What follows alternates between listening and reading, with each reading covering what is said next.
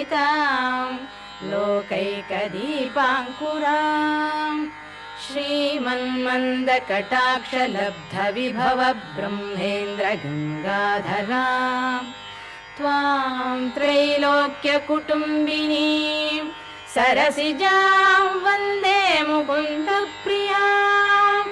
मातर्नमामि कमले कमलायताक्षि श्रीविष्णुहृत्कमलवासिनि विश्वमातः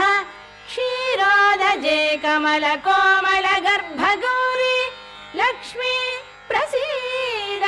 सततं नमत